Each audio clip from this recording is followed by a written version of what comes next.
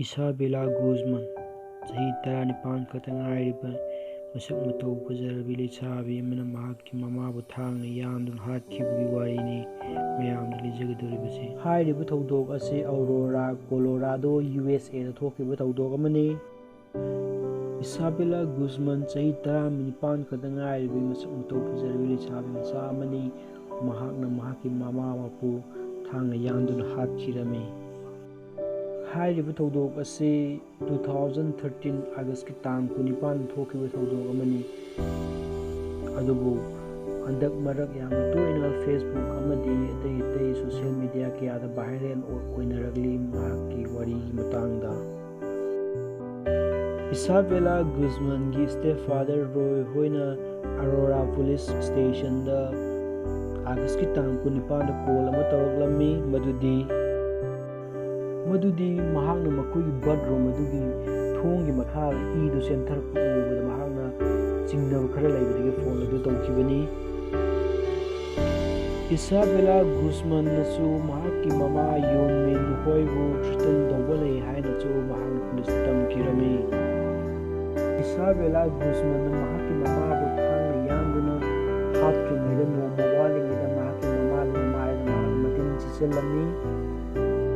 Report ki matung ina mahakki mama sahi 98 surabi Yonmin hoi haibasi mahakna thangna hanjanna mai amadi ngakta yalammi.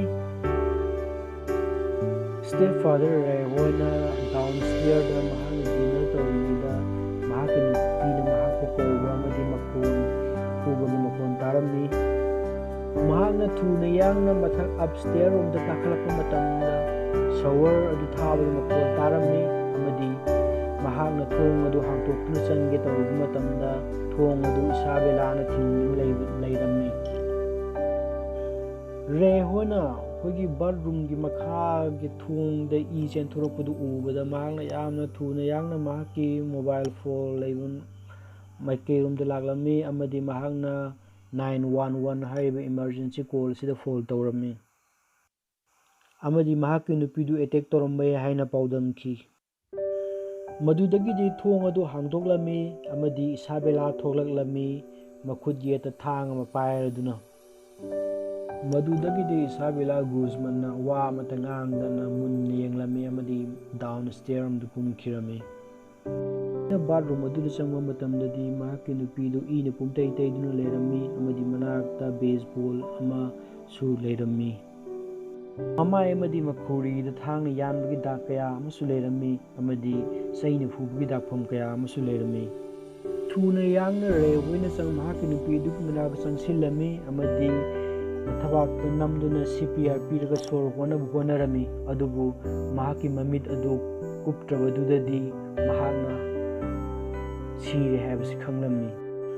Madudagi Isabella Guzman na mahakki makutta thang adu pairaduna mahakna mahakki khungaw akakpa amadi fruit macha ama lituna mayumdagi thokhirami.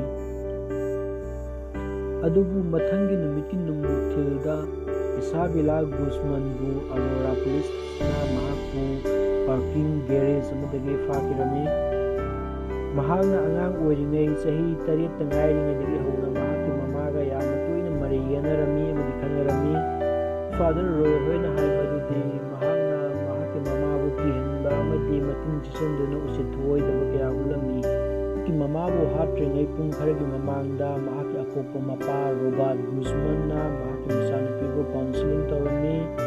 Mahakki mamana hairapuni matungina ahal laman chingbu respect tawgadabani haina. Matau asumda Isabella Guzman haibu nupi macha asa mamabu thangna yamna hatkibagi wari